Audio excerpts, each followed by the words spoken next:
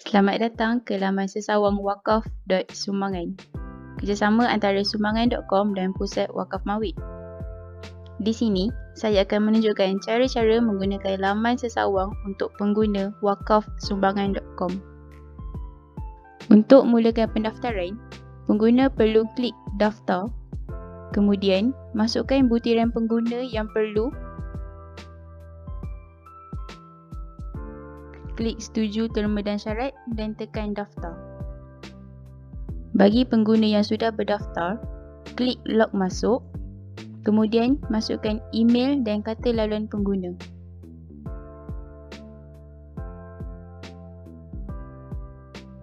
Pada laman utama, pengguna dapat lihat slider sepanduk yang dipaparkan.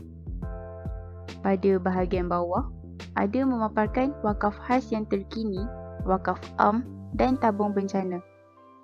Seterusnya, terdapat beberapa maklumat mengenai sumbangan.com dan Pusat Wakaf Mawid. Untuk wakaf khas, akan memaparkan kesemua jenis wakaf khas. Untuk memulakan wakaf, pilih wakaf yang sedia ada dan klik wakaf sekarang.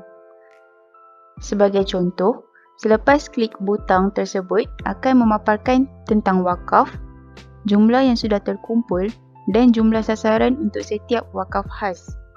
Untuk mewakaf, klik wakaf sekarang, kemudian isi maklumat peribadi dan jumlah yang akan diwakafkan.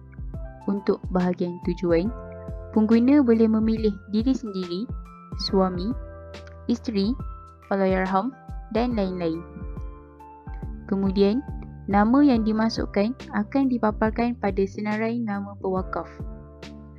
Pada bahagian bawah, iaitu maklumat wakaf, akan menunjukkan nilai wakaf dan charge platform yang digunakan.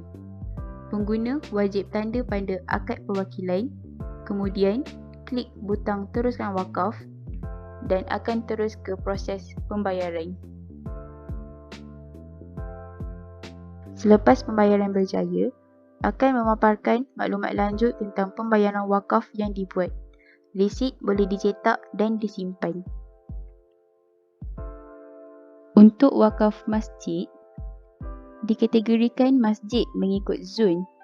Untuk membuat carian masjid, boleh dipilih mengikut zon yang sedia ada. Klik pada nama masjid akan memaparkan alamat, nombor telefon, tentang masjid dan kempen wakaf yang dibuat mengikut masjid-masjid tertentu. Untuk membuat wakaf mengikut kempen wakaf masjid tersebut, klik pada wakaf sekarang dan cara-cara mewakaf sama seperti pada wakaf khas. Bagi wakaf am dan tabung bencana, ianya menunjukkan secara terus wakaf umum dan untuk maklumat lebih terperinci, klik pada wakaf am.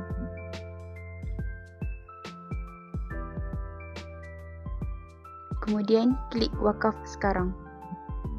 Untuk kemaskini profil pewakaf, klik pada nama yang sudah berdaftar dan kemaskini maklumat mengikut kehendak pewakaf.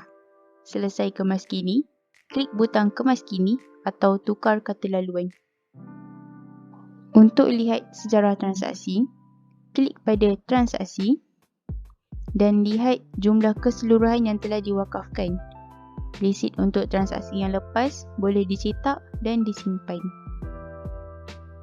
Sampai di sini sahaja panduan manual untuk laman sesawang bagi pengguna. Selamat menggunakan laman sesawang wakaf.sumbangan.